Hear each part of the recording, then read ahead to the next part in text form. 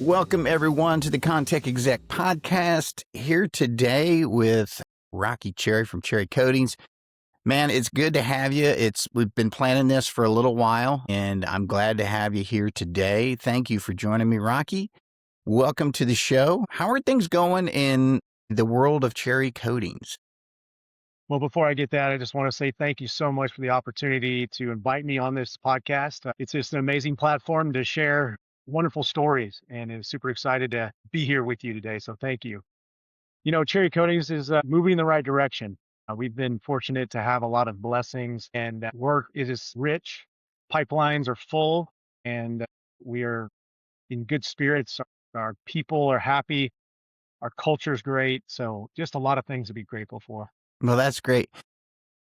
Speaking of culture, it's funny you mention that because you're you're definitely a unique company in that respect. You kind of started that. I mean, that's kind of like how you got going. It's always kind of been about the culture and how it grows, right? 100%. When we really look at the foundation, our dad and uncle, who actually started the business in 1968, they formed the foundation that we really built upon. And so if you look at it, their core principles, even though they didn't say them out loud, was they always wanted to care about their people. I remember they used to say, like, if they saw an employee driving up in a new truck, that's what made them whole and happy. That's what fulfilled them.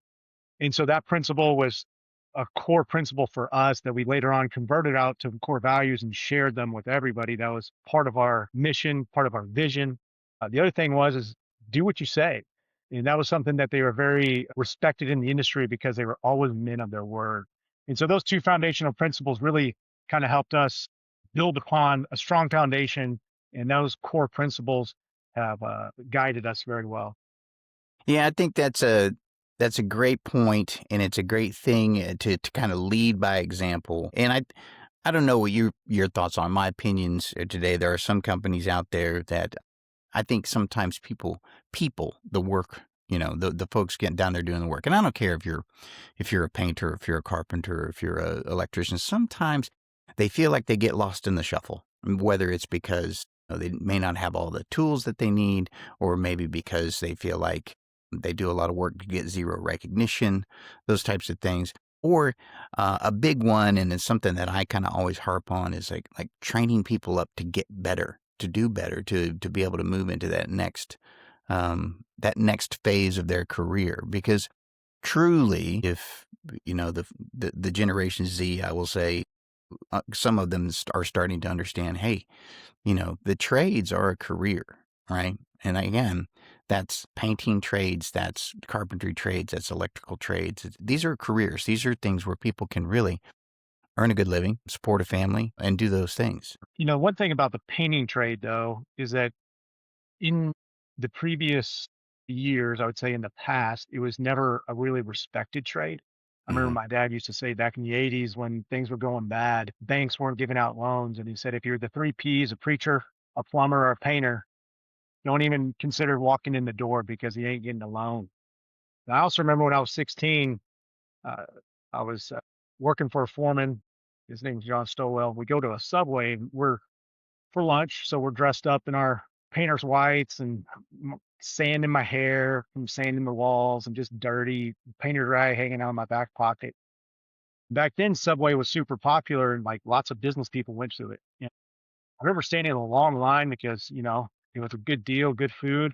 And the person in front of us was like right up next to the person in front of them and tried to create a big gap between us and them.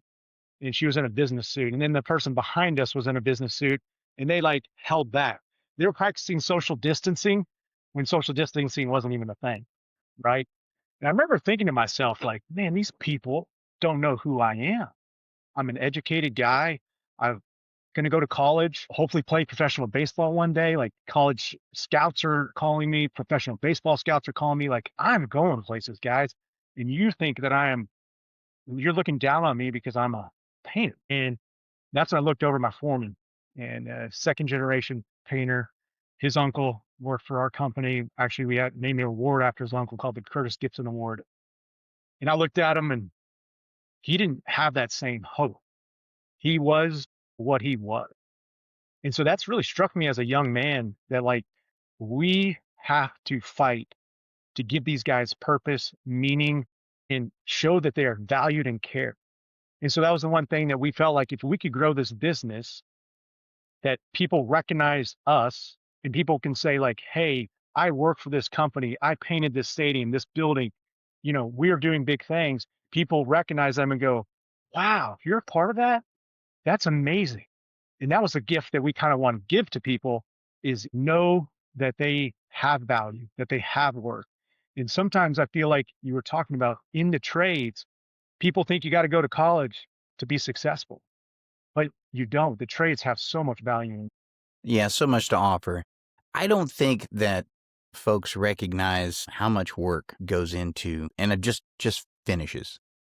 I mean, literally, the job is not done until the finishes are right, right? And I always felt that you guys got the worst end of the deal because painters, at the end of the day, are the ones who clean up, seem to be cleaning up after everybody else. Like, it's hard for them to get into the rooms. They have to wait, if the acoustic ceiling's not, if the acoustic ceiling got dropped in before they got into paint, they've got to move things around or wait for the trade to come back in, move this stuff out of the way.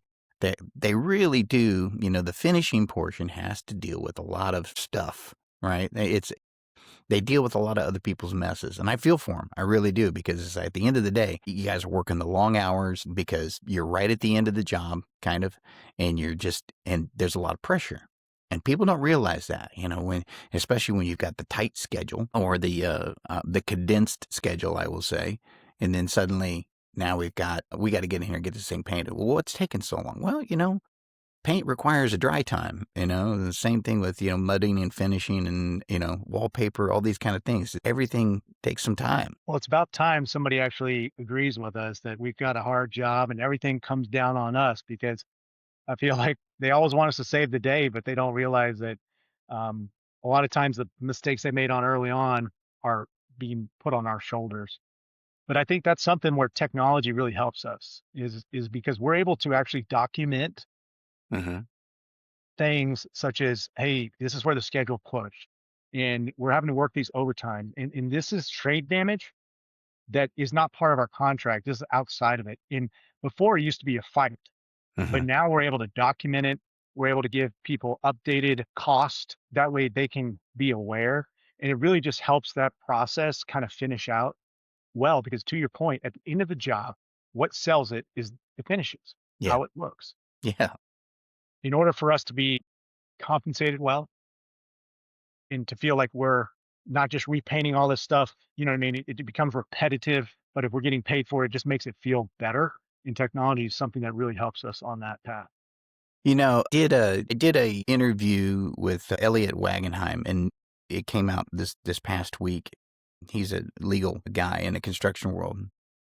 And one of the things that we talked about, which I thought was interesting, was as a subcontractor, you know what I mean? It is good to be educated on kind of what you were just talking about, those arguments that you're going to have.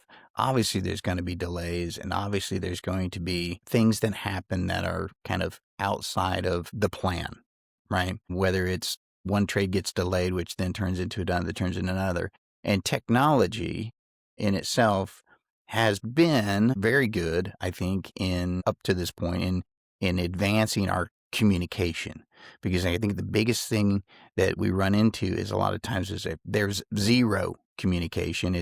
It's only expectation, right? Well, I expected you to do this, right? Well, that didn't happen. Why? And then not everybody's on the same page of the why. Why did it work out this way? I think the next step of it for everybody is to be able to take that data, because the mechanism is basically the same. You're painting a wall, or you're painting duct, or you're painting, framework, whatever you're painting, or whatever you're completing, whatever task. There's kind of a benchmark that gets set. And if you're able to kind of capture how much you're getting done, or how long it took you to do some specific coding, and then you've got another job that's coming along next, and you realize, hey, by the way, we documented this over here. We ran into trouble here, here, and here. We had 4 different areas where we struggled, and it ended up being an extra cost, either whether it's passed on to the client or passed into the GC's float, whatever it was. But hey, we're going to run into this. Maybe let's not run into it this time. What can we do? And I think that communication is extremely important when it comes to that. And to his point, it was being knowledgeable is really an advantage, especially even in contract, for the subcontractor to understand, hey, if you have knowledge of that contract and negotiate properly, then a lot of these problems at the end, like you said, arguments at the end, can be avoided or at least can be mitigated. 100%. So I think if I look back at when I first started in this business, experience was the number one driver of success in like as a superintendent or a project manager, because they knew from their experience the problems that you're going to have on jobs, or they'd seen enough of them that they kind of knew what would happen. What technology has done is help people be quicker to be experienced because they're utilizing data and information. So now you can have a younger PM, a younger superintendent that has almost as much value because they're using the data from the past in saying, extracting it, analyzing it, and then understanding. And so like it's been a big game changer, because if you look at the industry as a whole, it's gotten more professionalized and it's gotten younger, and people are able to manage their jobs pretty well. You put like one, veteran there and then some younger people, and they're able to manage their job pretty well just because of what you're talking about, analyzing the data. Yeah. One of the things I was just thinking about, and people don't realize it here either, but safety, PPE, those kind of things, it's a big part of the painting world. Matter a huge part of the painting world now, right? Whether you're talking about the respirators, because you're spraying a lot. Sometimes you're spraying some crazy chemicals that can have long-term effects, obviously, but, you get the suits. And then, of course, height, being up on, whether it's a scaffold or being up on a lift, doing those types of things. This is not easy, and it's not super safe work. It Very dangerous. I remember when I was 16 or 17, I was spraying exposed structure, which is basically the decking, and we were spraying it a dark gray color. Back then, we used oil-based dry fall instead of today's technology is water-based, and it's environmentally friendly and zero VOCs. And so the manufacturers have done a good job of creating better products that are safer, that are easier to work with, washable with water, etc. And I remember I'd spray hundreds of gallons a day, and I would use nothing but a rag. And I put a rag underneath my eyes, I tie it in the back, and then a rag over my, whatever. And so basically, I just had this little gap, and my eyes would get covered with oil-based paint. It'd get in my eyes, around my eyes, and to clean it up, we had to use, solvents to do it. So I would constantly be rubbing. I had this permanent eyeliner around my eyes of like a gray color. And I remember I went to meet this girl that I was dating, and she was from Highland Park, which is a ritzy part of town, and knocked on her door, and her mom answered, and she looked at me and she sees this like eyeliner around my eyes, and she's just like, "Who is this guy?" Yeah, right. And I'm like, well, "Ma'am, I've been spraying paint," and then she's like, "Oh, a painter, even worse." Uh, But I will say that like in those, that was something that it was just part of the industry, right? Like you yeah. just breathed it in, you just got it in your eyes. Uh, dusting masks, we had them, but we also used a lot of times just rags. It was just not, safety wasn't a big deal. I remember being in lifts and like not having harnesses. I almost threw myself out of a boom lift once, hitting a rut. The safety, when it first started becoming a bigger priority, it really was kind of like, hey, you're hindering our production. And I did it without safety. So like, why do we need to do that? But our mindset shift has really changed, because as we have gotten safer, I feel like we've gotten better. And so it has been a good marriage that once people really believe in safety, it just becomes a better job, cleaner job. It tends to be a better one. I think that's interesting because safety, and I come from that same, I'm probably a little older than you, so I probably come from even less, safety minded building era where, we're walking walls with zero harnesses and, 30, 40 feet in the air. kind of thing. So, yeah, I get it. But I think what's interesting about safety is it has forced us to understand how something needs to get built, right? Rather than before is, well, they're going to throw somebody up there and do whatever, however it works. We put a couple 2x4s down and he'll stand on those, or, he'll stand on somebody's shoulders, however it worked, right? And it didn't force us to think about, "Oh, if we're really going to get this done and get it done right and not get anybody hurt, how are we really going to get this built?" Especially with things like heavy objects, over your head kind of thing. As before, it was like, well, let's get more guys. All right. And it brings us to the whole, we just can't go get more people, right? You just, that's not the state of the system right now. You can't just go to the hall and grab a few more guys to go paint or a few more guys to go build something. You really got to think about, okay, how do we build this with who we have safely, and how much time is that really going to take us, right? Because to your point, everybody thought, well, this is really going to affect our production. In actuality, it actually did us all a favor, because it made us think about what's the fastest way we can build this, the safest way we can build this, and actually get kind of maybe even some sort of, and I hate the acronym KPI, but give us some sort of index as to how does this then reflect on our next estimate? How does this then reflect on the next job? And I think that's just interesting how if we really start to examine what we're doing, we're actually going to get better at it, right? For sure. It's a proactive approach over a reactive approach.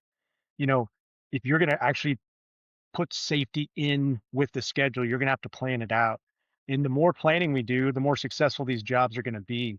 And if we're going to be reactive towards a task, then typically you're going to run into like, oh, how are we going to do? Oh, well, we didn't really think about this. Oh, the safety. Oh, this, that, right? And it just changes the games.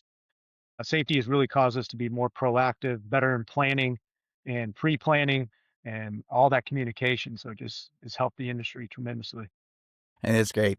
Well, and it's a great transition to kind of get I'll say a larger topic about construction.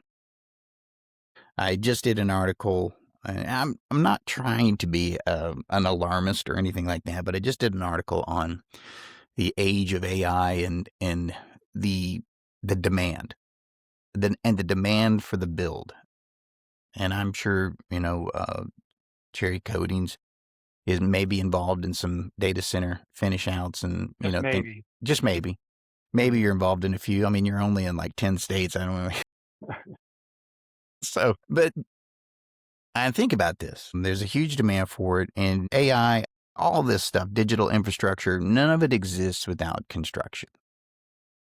And it's telling us that, the statistics are telling us, hey, I guess the pundits will say, are telling us that by 2030, we're going to have a demand of, power, energy, digital infrastructure of a certain amount of gigawatts. And right now, and it's like 200 gigawatts or some crazy number. I have no idea, but all I know is we're only halfway there, and where they're expecting in 4 years, we need to get there. And I think that's just unrealistic. And when we start thinking about how well that we actually do on some of these mega projects, right? 98% of mega projects go off schedule and over budget. And I think that kind of trying to pull it all together when we talk about safety and how to build things and pre-planning and understanding, hey, by the way, you're not going to be able to finish this, from a painting spectrum. You're not going to be able to finish all that out in the timeline that you think you're going to. There's not enough assets. There's not enough time and tools. There's dry time that you're not considering. There's weather that maybe you're not considering. And I get that your schedule says that it needs to be done by such and such a time.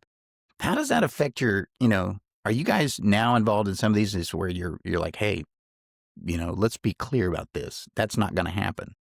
So I think the best way to explain this is that with that whole thing, do what you say, that foundation that our dad and uncle talked about is no matter if it's our fault or not, we're there to get it done. And that's why I think contractors continue to use us is because they know that we are going to be there at the end with the assets needed to complete this. And we're going to figure it out no matter what. And I think that attitude has allowed us to garner relationships that people are like, we're going to use Cherry on this because we can count on them, because we understand the need of where we need to go in 2030 is so demanding that we're going to have to count on somebody and put it on their shoulders. And we know that they can carry the ball and get it done. And so I think that we look at it as an opportunity to shine and to set ourselves up, because not a lot of people have the unmatched resources that we do. Yeah. Did your culture kind of reflect that? Do you feel that sense of urgency within your culture as well? Do they feel it? Do they understand it and go, "Hey, yeah, this is part of the deal." Yeah. So one of our core values is act promptly, and another one is deliver. And within those, act promptly is, basically saying like, hey, respond fast and accurately. But also, uh, that mantra goes in everything that we do, right? That we need to go out there and perform, um, hit schedules, do all that we can. When they shoot an email, we do. When they need us in an area, we go. And deliver is getting it done. Your yes be yes, your no be no. And so those types of core values, we don't just have them on our walls. We actually talk about them in our halls, and we're continuing to press that down. We talk about it often. We grade off of them. We review off of them. We hire off of them. We train off of them.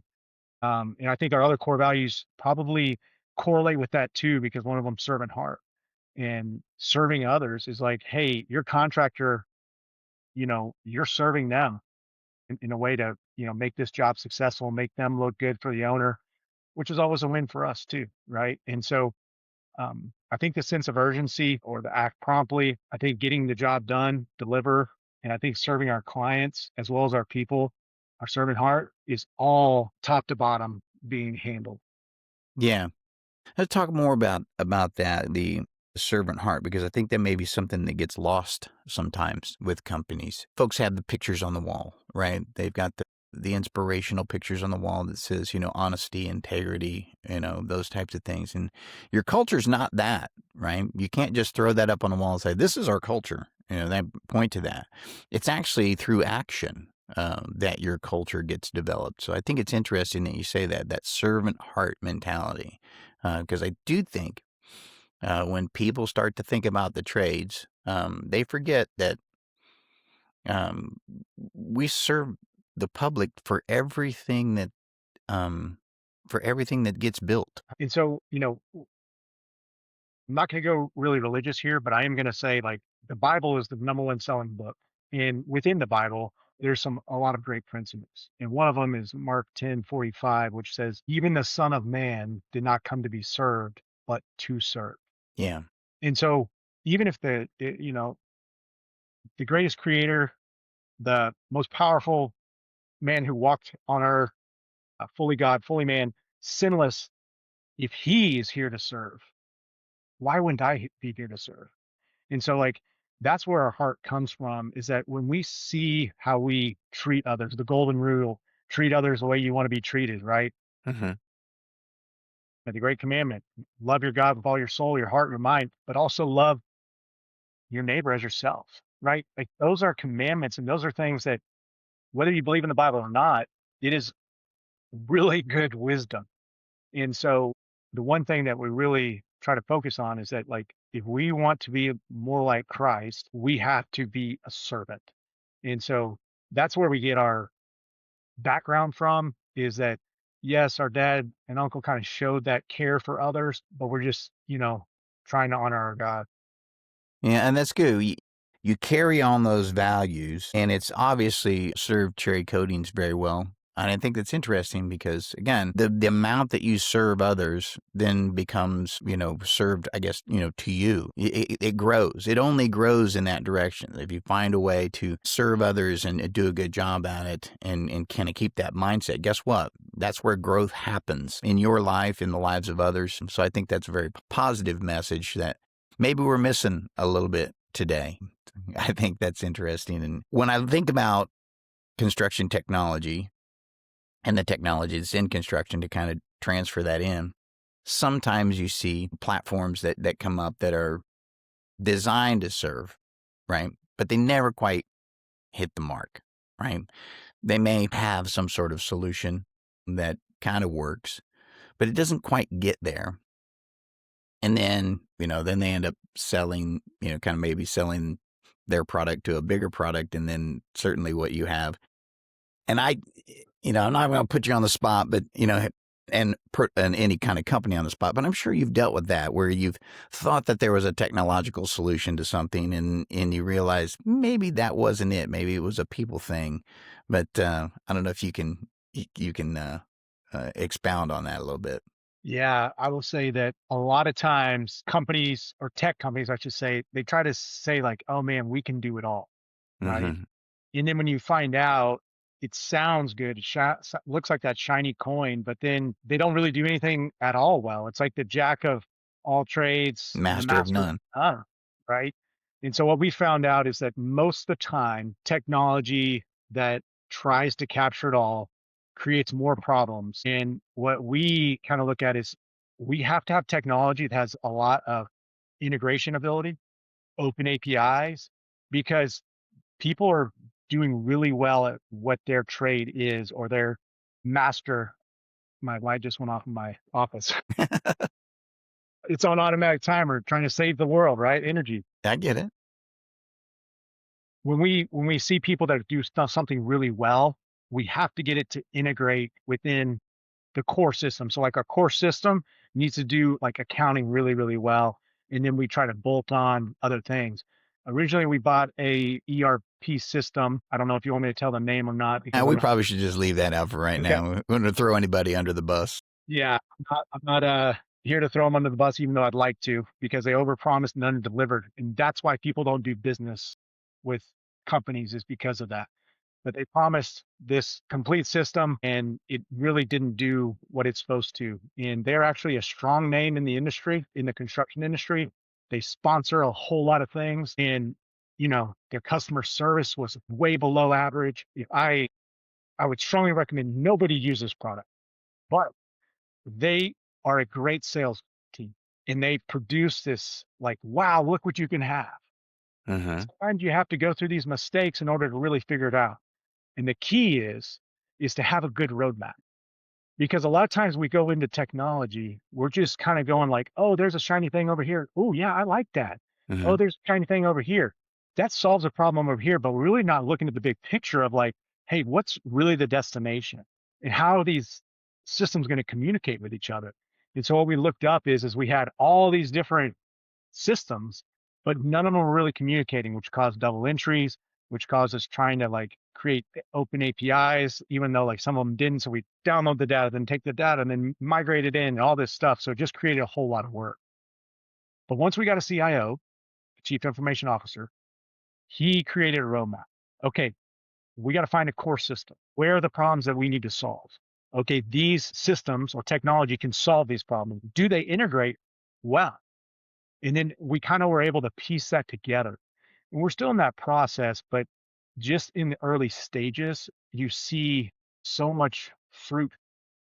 Right. Well, that's fantastic information for anybody out there. Again, if you're a business, I don't care if you're a construction business or any kind of that. First of all, if you're trying to integrate technology, you definitely need a roadmap. You need to know what the end goal is before you start with anything. Obviously, you also have to understand where you are in your journey, where you're starting from.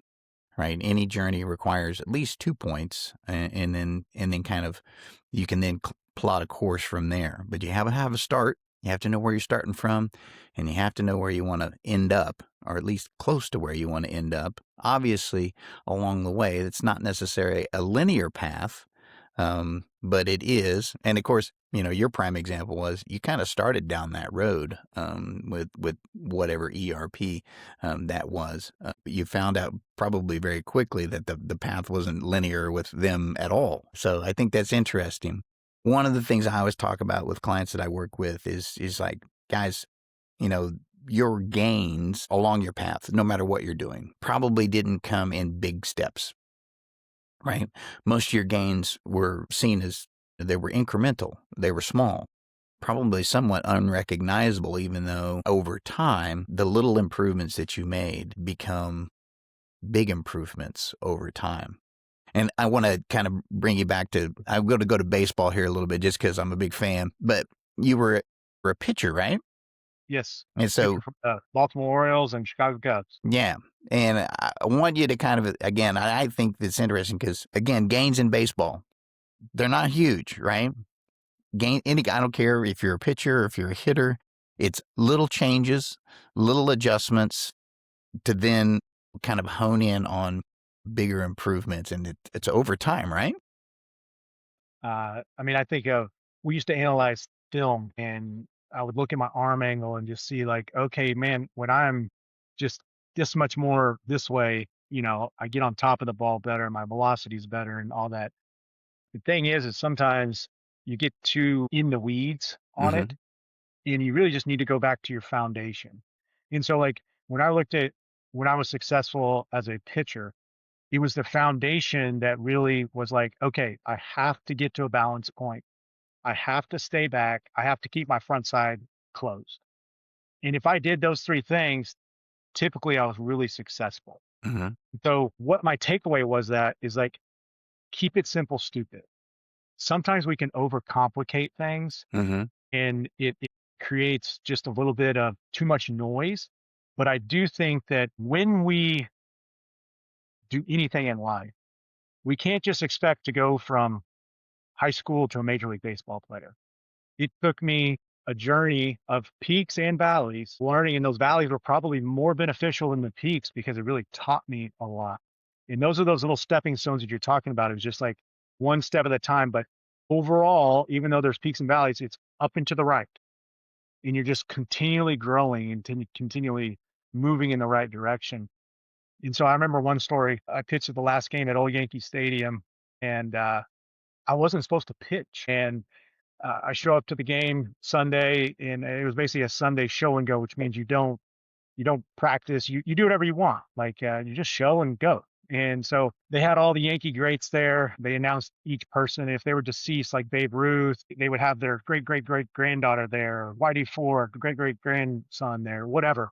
And so like they had all these. Reggie Jackson was there, Yeah. Dave Winfield, like you name it, right? I was like, wow, this is amazing. It was an amazing atmosphere. So it was about the seventh inning, and we got a call in the bullpen, and like typically towards the end of the game, you start stretching and you start, preparing your mind and everything. But I knew I wasn't pitching because I'd thrown like 3 or 4 days out of 5 days, so I knew I was down. Well, the phone rang. Usually your heart rate increases. Mine didn't move, and so the pitching bullpen coach ended up yelling, "Cherry, you're up!" And I was just like, "What?" I was literally arguing with him, like, I can't be, like, I'm not ready. Like, I had to tie my shoes, I had to find my glove. By the time I got everything together, I picked up a ball and they're like, manager's walking out.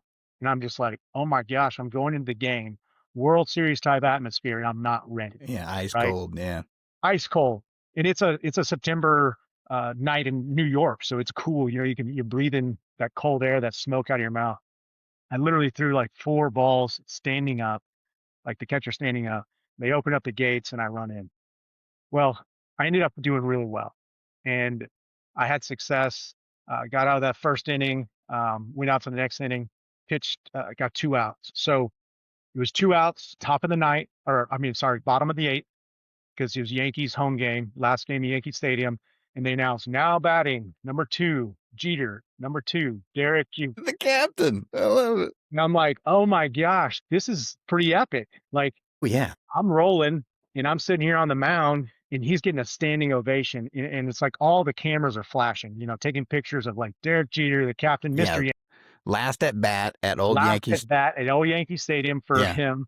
And, they're all hoping for a home run. And I remember getting on the mound going like, wow, this guy is bigger than I am. And it was the first time I've ever in my career go like, man, I'm going to give him a chance to hit. Like, I kind of was just like, I'm going to let him, you know what I mean, have a chance. And so I remember he got in the batter's box and the standing ovation got like louder and people were happy. And Right. I kind of gave him a little nod, like, congratulations. And he nodded back to me, like, thank you. And I said, oh my gosh, Derek Jeter just acknowledged me. And that's when panic set in because I was going like, oh my gosh, if I hit him, I'm going to get booed out of the stadium. But mine went straight to negative. I ended up, uh, he was looking, I threw a first pitch fastball strike. I was like, he's looking for a breaking ball because he was an opposite field hitter, which means that fastballs he drove to right center, curveballs he tried to hit over the He was fence trying to left pull, field. yeah. So I'm like, hey, I'm going to give him my breaking ball. I'm going to throw it right over, get me over. And so I'm going to let off on it to give him a chance to hit it. So I go in there and I throw that breaking ball and I let off of it trying to like give him a chance. But what happened was his eyes got big, like he was going to hit a home run and he swung so hard. But since I took some speed off of it, he was out in front of it and ended up grounding out to third base. Yeah. So the claim to fame is that, or a trivia question is that like I retired the last Yankee hitter at Old Yankee Stadium when I was trying to give him a chance to hit. Right. That's funny. But the key to this is that you never know when your number is going to be called. And so the preparation that you do every day prepares you for what is to come. And those stepping stones that you talked about early on is what it's all about. If I didn't take every one of those steps, I wouldn't have been prepared. Even though I wasn't prepared to go into the game, I'd been preparing my whole life for that. And so it is such a big key to be prepared. What a great story. What a great story. Man, that's awesome. Yeah, I think that's interesting. The old saying goes, luck is really more about when preparation meets opportunity, right? You weren't lucky to be there, even though some folks would say, man, that's a lucky, man, he was so lucky to be there. That was great, you know. But that's not luck, right? It's when, preparation meets opportunity, and there it was. You prepared, an opportunity came up, guess what? There you were. And I think, again, that serves not only baseball, it serves everything that you do, being prepared. In the world of construction, I think we need to start being prepared for, the age of AI. We need to start being prepared for digital transformation. Some companies are already doing it. They're getting their data squared away so they can be better analyzed, things like that. But what I'm also finding is that people need to be prepared, and we need to invest in people probably maybe more than we invest in some of this technology. I think the technology is really there, kind of like you were saying earlier. You can find systems that integrate together. They can share their data, but you have to have a roadmap. You have to do those kind of things. Maybe some people already have kind of the key pieces in place. Maybe they need some other things, and that's fine. But what a lot of times comes from what you were just talking about is we don't necessarily have our people prepared for what's next. And I think that's big. I think it's big because just like we changed processes when we started changing processes for more safety, right? We thought at the time that, oh man, this is going to take so much more time. This is going to take so much more energy. It's going to slow us way down. It really didn't, did it? It really actually made us better. And I think that's an interesting point to kind of tie it all together here is the fact that we need to prepare our people for what's next in the industry. And what's next in the industry truly is AI and digital information. 100%. Well said. And the only thing I'll add to that is that how we can prepare them is by helping them understand that it's a benefit to them, that it's not going to eliminate their job, but enhance their job.